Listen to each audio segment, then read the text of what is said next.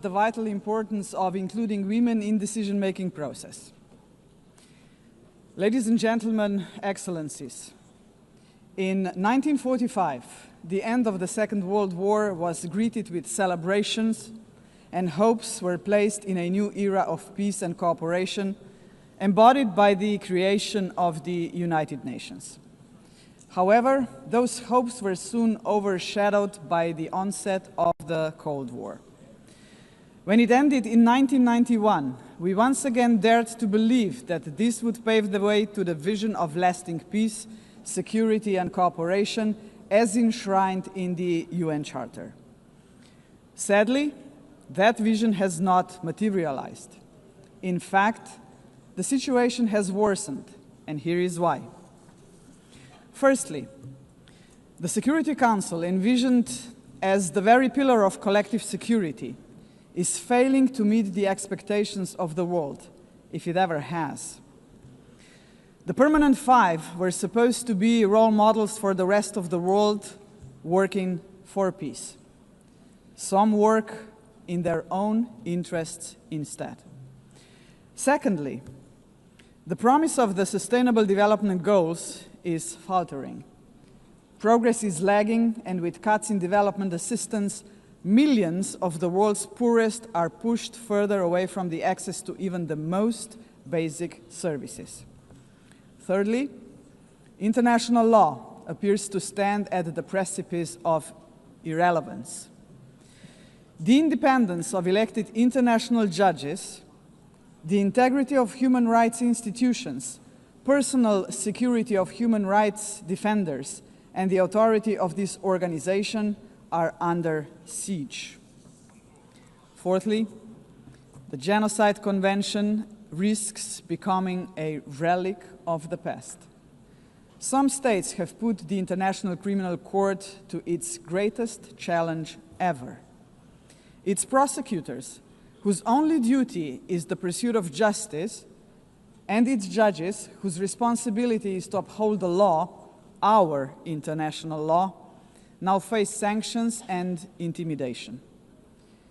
As if the states that sanction them would prefer to shield the alleged perpetrators of atrocities rather than confront the truth and help deliver justice.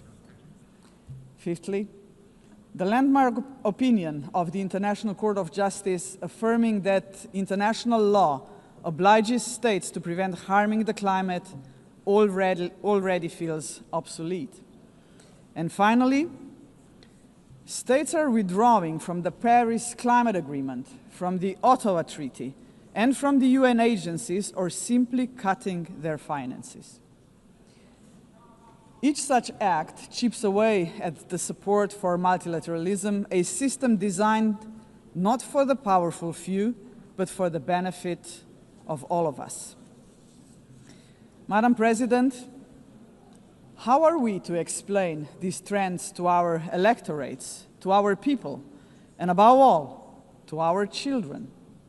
Shall we tell them that this is the new normal, that might makes right, that the strong may seize what they want, because they can, that they can kill with impunity, because they can, that they may pollute, wage wars, and trample on international law, just because they can?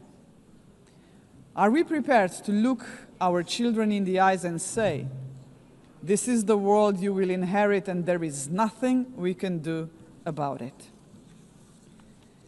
With the adoption of the Pact for the Future last year, we have charted a path toward a stronger, more forward-looking United Nations. But we must now create the conditions to fulfill our commitments. One way forward is to establish a permanent advocacy network to give the Pact unconditional, sustained political support. To this end, I propose the creation of a global forum for the future, an inclusive movement of states committed to multilateralism, mutual respect, and the defense of our shared vision. A movement determined to stand up for the Pact and drive its implementation at every level. As states consider how to implement the Pact for the Future, Some solutions may be seen as inconvenient today, but in the long run, ladies and gentlemen, they are not optional. They are systemically necessary. The first example is the reform of the Security Council. We all recognize that it is the principal organ entrusted with the maintenance of international peace and security. But what it is not, and must never be, is a body that stands above international law to defend the interests of some at the expense of others. Jus cogens norms must be safeguarded as a matter of principle. If the prohibitions against genocide and crimes against humanity are accepted as jus cogens norms, can any permanent member claim a legitimate veto right in such circumstances? Member states have attempted to address this question through many reform proposals, but with minimal progress.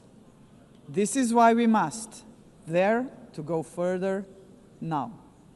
We, the General Assembly, must take a bold step and request an advisory opinion from the International Court of Justice on this very question. Second, we must confront the gap between our words and actions on gender equity. Progress has been made, but far too modestly. Over the past 80 years, 13% of leaders in multilateral organizations have been women. And no woman has ever served as Secretary General of the United Nations. And this, ladies and gentlemen, must change. So, Excellencies, ladies and gentlemen, let us make history. Today, the 80th session of the General Assembly is led by only the 5th woman to hold the presidency. By the end of this session, she would be joined by a Madam Secretary General-elect, a living proof to 4 billion women that even the most impossible job is not beyond their reach. But gender representation is not enough. What we must achieve is actual gender equity because it benefits not only women and girls, but entire societies. True equity requires systemic change, and so women's empowerment must remain at the heart of our global agenda. International organizations must weave a gender perspective into every strand of policy making. And that should be a result of effective participation of women and girls themselves. Electing a Madam Secretary General would be historic, but it must only be the beginning of a much deeper transformation. Madam President, the Pact for the Future sets out clearly what must be done to change our world for the better. I have mentioned only 2 of the many challenges we must confront decisively. But we can only succeed as a community if we accept that there is no future for humanity without a fundamental change. The mandate of the Global Forum for the Future would be to push towards such a change. This is why it must be inclusive. It must not be merely a coalition of countries. It must inspire hundreds of millions of people. For when it comes to human dignity, the constituency of like-minded individuals is vast, diverse, and knows no borders. Human dignity is indivisible. We must fight for it no matter how great the obstacles are. And there are many, we know that. Think of hunger. Time and again, humanity rose across continents to confront the scourge of hunger, to no avail. Worse still, hunger is now being weaponized, turned into a tool of war. We receive reports on a daily basis of how women and children are starved because they are marked as legitimate targets, as enemies. How cruel, how inhumane is that, ladies and gentlemen? We cannot allow this to happen any longer. 40 years ago, musicians stood against hunger.